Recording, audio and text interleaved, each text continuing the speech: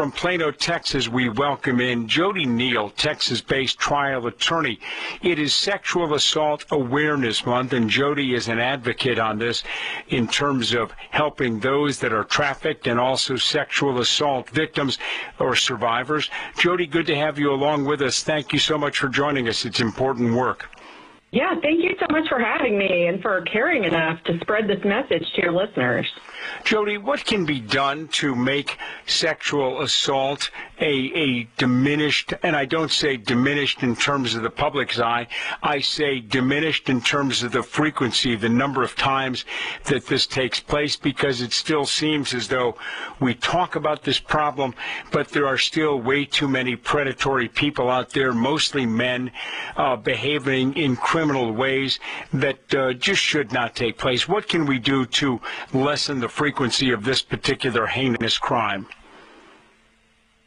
That is a great question. I would say first we've got to address our natural bias to want to believe that all people are good.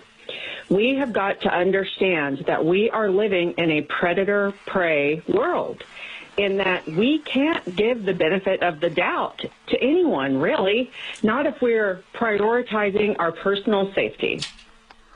Well, certainly not with regards to, and I mean, the Scouts are just down the road from you in Irving, Texas, and that's an organization that went about trying to do good, and it turned out that a percentage of Scout leaders and others that were entrusted with the safety of our young people, they were horrible people. They were just awful people, and they committed crimes. Same thing with the Catholic Church, and as I've shared with our listeners, I'm aware of this, having been a child sexual abuse victim survivor now at the hands of an awful, just a truly awful Catholic priest when I was a kid.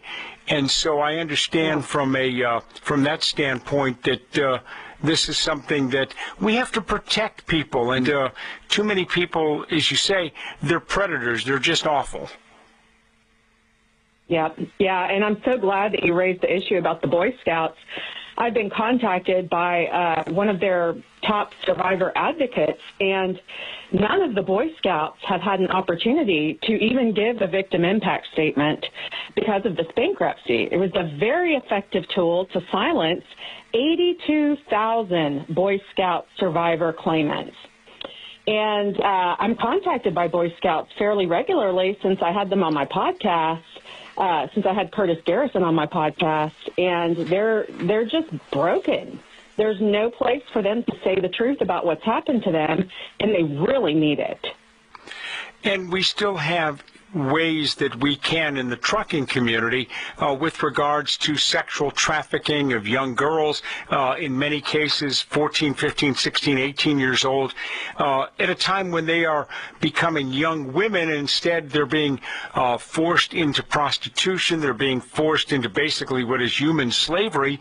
And we have, as the trucking community, an opportunity to at least keep an eye on this and be courageous, and when you see something like this, raise your hand, make a phone call, indicate that you see something, and calling 911 or finding someone who can help is the right call.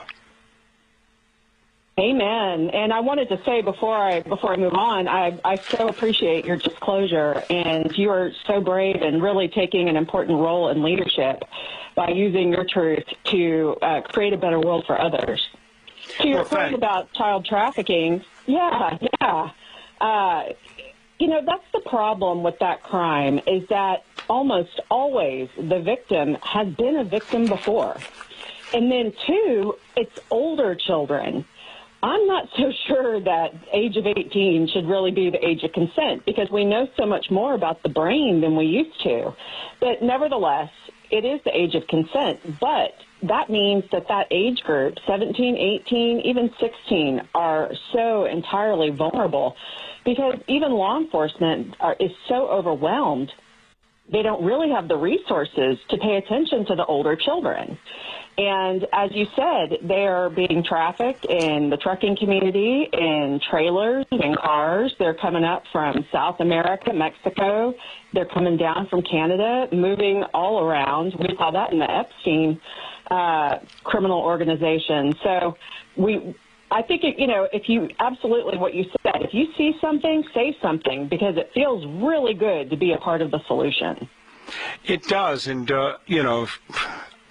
I don't want to drag too much of my own situation into this, but I had my own mental health struggles well into my adulthood, trying to unravel this knot in my own head to try to figure it out. And now, past the halfway point in my life, I don't feel like being silenced about this and being quiet about it. I feel that, it's part of my background, my history, and it is what it is. I mean, take me for what I am, folks. Yep.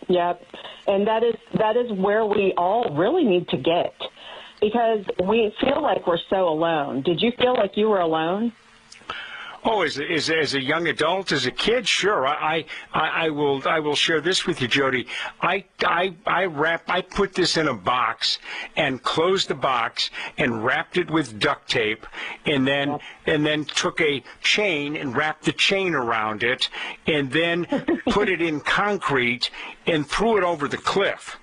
And yet, I'll tell you something. Mm-hmm. This is the way I describe this is like trying to take a beach ball and fill it up with air and go to a swimming pool or a body of water. Try to hold the beach ball underwater. It weighs nothing. It weighs virtually nothing. Mm-hmm. But within a period of about 5 or 6 minutes or less, you will be exhausted trying to hold the stupid beach ball underwater. That's what trying to hold your feelings and all of those things underwater for this object. It is impossible to do. And I spent 35, 40 years wrestling with the beach ball. Yes, you are so right. In fact, would you believe that I used that exact analogy, not the beach ball, but the box, in my book, Outcry Witness, because I actually visualized the exact same thing, a file in a filing cabinet or a box, and it manifests in so many different ways in our life, and we can't figure out why we're not happy when, if we would just stop wrestling the beach ball, we would have the relief that we so desperately crave. Well, I didn't even realize it, and I don't want to make this about me. I mean, I've already talked enough about that, but I didn't even realize it, and it's only been in the last 8-9 years that I've sort of figured it out, that this all hooks back to this one moment that completely changes your psychological makeup in the way you think about things. It pivots it and moves it 140, 160 degrees, and you don't even know it's being moved. Yes, and we know now that that is an injury that is unique to sexual abuse and other types of abuse. But really what happens is we think that because the event is over and it's in the past, that we can just move on. Like time is linear, but it's not. We're still wounded at the time that the event happened. And we remain wounded until really one thing happens, and that is saying the truth about what happened to you in the presence of a competent witness. And that is when your reality mends and stops being fractured. Coming up now to 1:45, joDee Neal, she's in Plano, Texas, Texas-based trial attorney, Sexual Assault Awareness Month, talking about, among other things, how the trucking industry can help make a difference in terms of sex trafficking of young people. This is Road Dog Trucking Radio. Sexual Assault Awareness Month, the trucking industry has a role to play with regards to being aware of trafficking issues such as this. joDee Neal joins us from Plano, Texas. She's a Texas-based trial attorney. joDee, you have put together a list of things, some pretty viable options that we should look at in terms of the way we conduct ourselves with regards to relationships and the like. Go through some of them, if you will, and talk about some of the red flags in relationships that both men and women should be aware of to prevent sexual assault. Yeah, what a great question. The key thing to remember is that predators are very much like other types of criminals. Think about a bank robber. A bank robber, they case the joint, they do their surveillance, they know what time the guards switch, they know who's armed and who's not. They know the landscape before they attempt their approach. And I think it's really smart to think about predators in the same way. The predator is always going to want to get in that bank, get what they want, and get out and make a clean getaway. And so if you understand that time is of the essence to someone who's dangerous to you, then you'll really be aware of things that happen all the time, every day. One of those things is pressure to meet fast. A lot of people do dating apps online, and if a perpetrator, if a potential suitor is wanting to meet you very fast and alone or at a bar or come by your house or anything that a friend would think is sort of risky for you, then that's a major red flag. If they can't remember your name or something like that, that's a major red flag. If they act offended, if you ask for personal information, that happens a lot. If you ask for their last name and they kind of push you off, then you need to have your red flags up.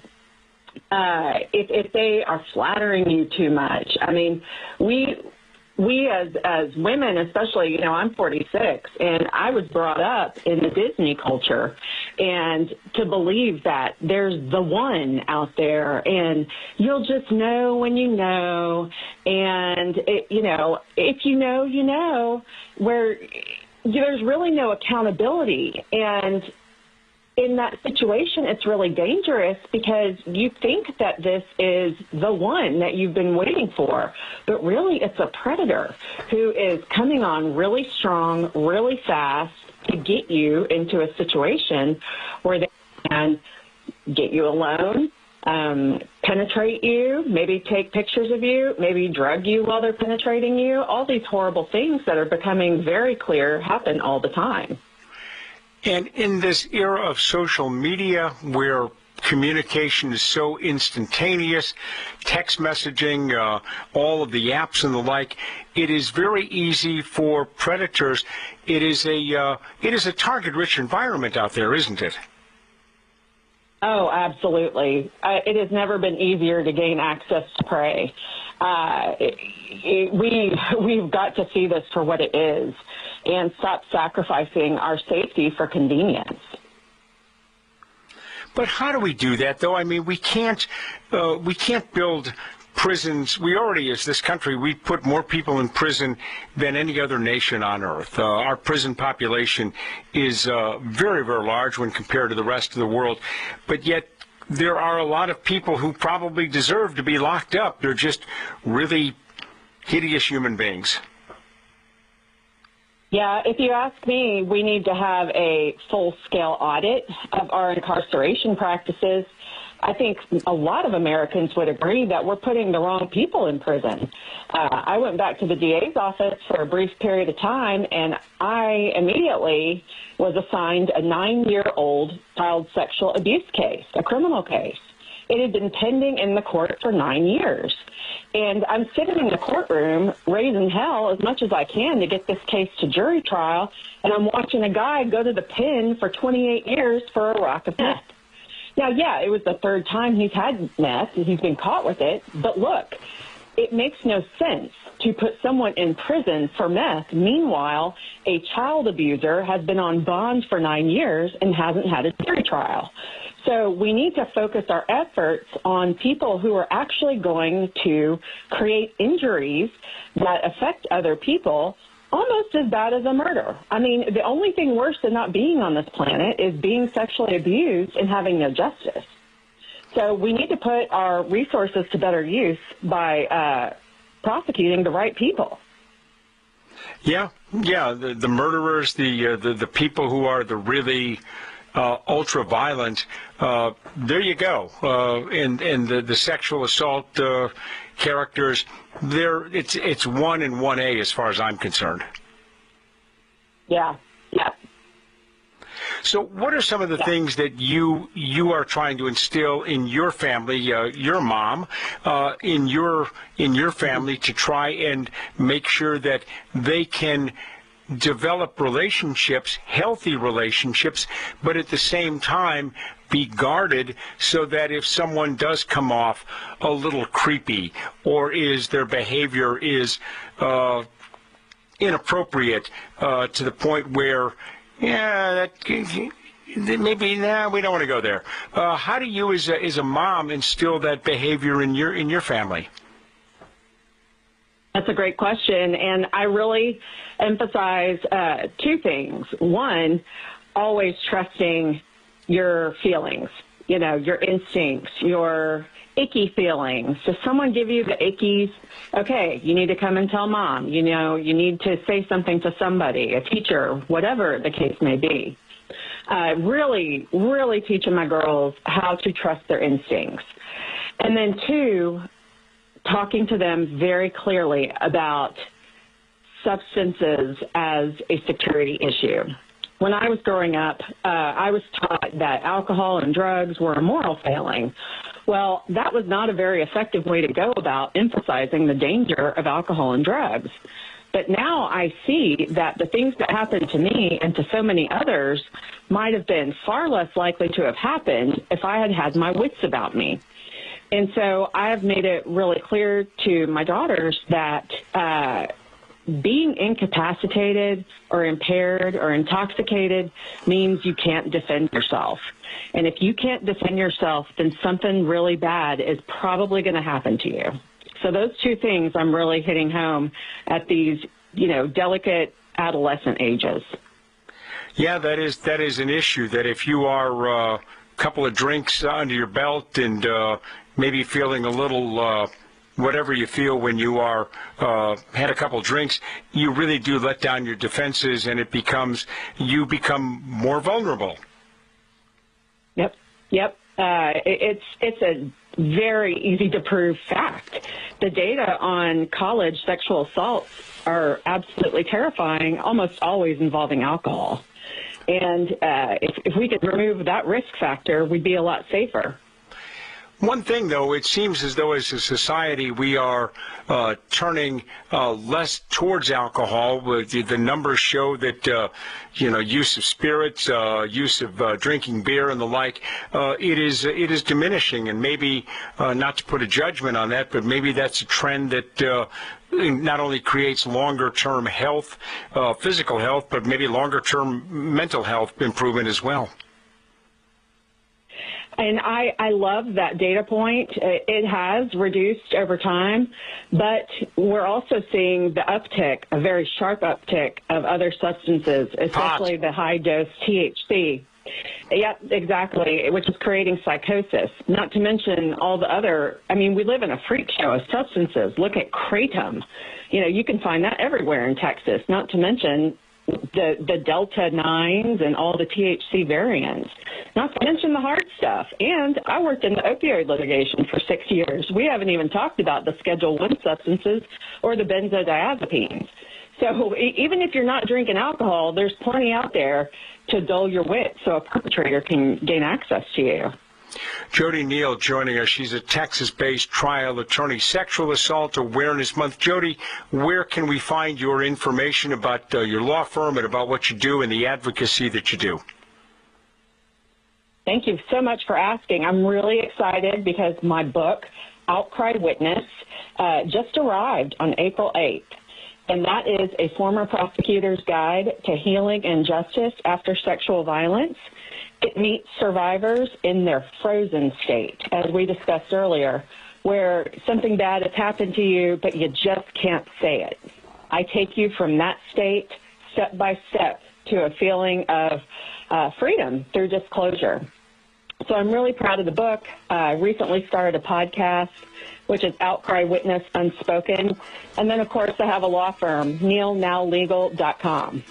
joDee Neal joining us from Plano, Texas, coming up to 2 o'clock Eastern Time. Tim Snyder from Matador Economics will join us in a couple of minutes. joDee, thanks for your contribution to the broadcast.